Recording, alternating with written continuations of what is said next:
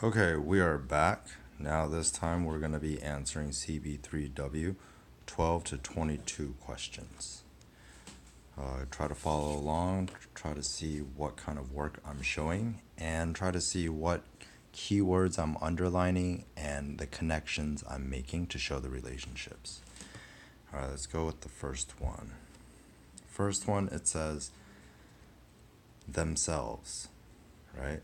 This is a pronoun. We are going to have to find out what it is actually referring to. And if you read the sentence here, okay, from here to here, okay, you're going to find that settlers is the pronoun that it's actually talking about. And we know that settlers is plural. So we need something that's plural. Himself, herself, that's singular. Theirselves, I don't know what that is. Oneself, that's singular as well. So the answer is A. All right, 13. Which choice provides the most logical introduction to the sentence?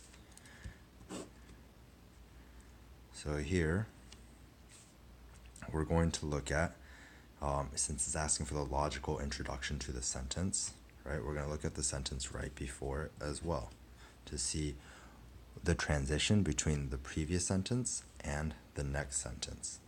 All right, so here it says, however, food available on rail lines was generally of terrible quality. Despite having worked for railroad companies, Fred Harvey, an English-born entrepreneur, that's not even a complete sentence, right? One of the things that we notice is that in the previous sentence, it's talking about food and terrible quality. We can look here, and we can see that here, New York, New Orleans, that's not even mentioned, right? What about A? Let's go back to A. Railroad companies, it's talking about food, right? So that's not it. To capitalize on the demand for good food. This is the only one that has a mention of food and quality. So the answer here is C. Number 14. Okay, here it has just underlined entrepreneur, period, he. One thing we talked about was this sentence is not a sentence. Why? Despite having worked for railroad companies, Fred Harvey, subject, an English-born entrepreneur, there is no verb. What did Fred Harvey decide to do? Well, here we can get rid of he and make that the verb. And right here, an English-born entrepreneur, that can become a modifier. And when there's a modifier between a subject and a verb, a good chunk of the time, there's commas in between. So here we can do D, right? If we have a semicolon or a colon, right, that means it's connecting two subjects and verbs. Because there's no two subjects and verbs, right, there's a subject here, it's a subject, subject, verb. But we can get rid of this one and choose D here. 15. Okay, in this one, the question is asking, again, it's a verb here, right? So we're going to first look for the subject. Subject is these Harvey houses, right, which constituted the first restaurant chain in the U.S. This is a modifier, right, a relative pronoun phrase, okay, was unique. Houses, was. Houses is plural, right? So we can get rid of was and was. And so now it's unique for their or for its. Again, it's plural, so get rid of its. This is how you can figure out that it's B. 16. Which choice best maintains the tone established in the passage? So what is this talking about? It's talking about food. It's talking about bad quality, right? Is bad quality sinister? Sinister actually means evil. It's not about evil, right? So here we're also talking about the food, right? Can food be surly? Surly means bad-tempered. Food can't be bad-tempered. Abysmal means extremely bad. Food can be extremely bad. Can it be icky? That means gross, but this is also too informal. Anytime you see words like this, you can cross it out immediately. Just from looking at the definitions, we can cross out evil and surly. And so we have choice C.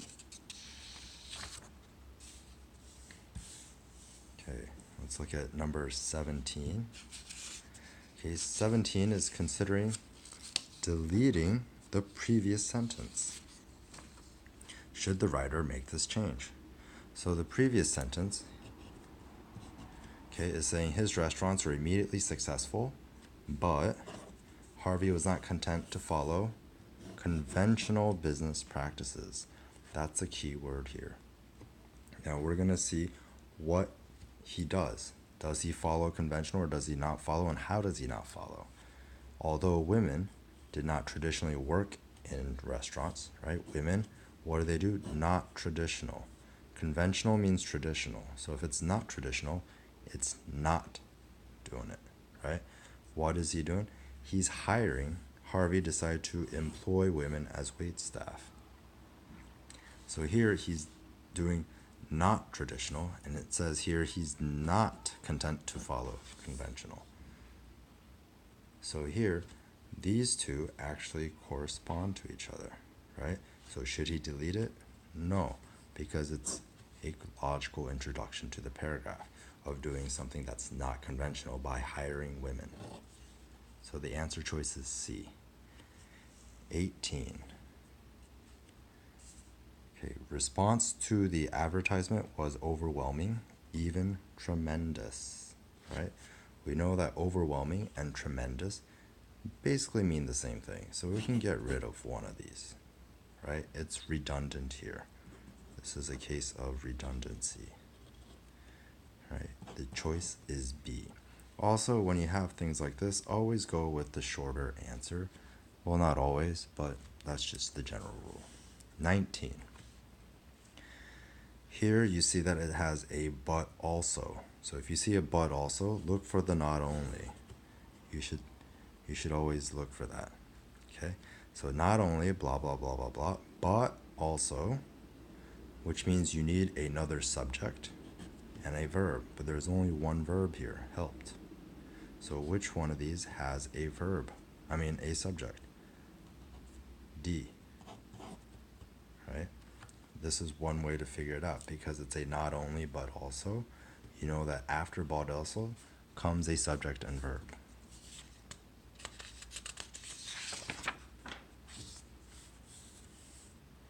All right, number 20.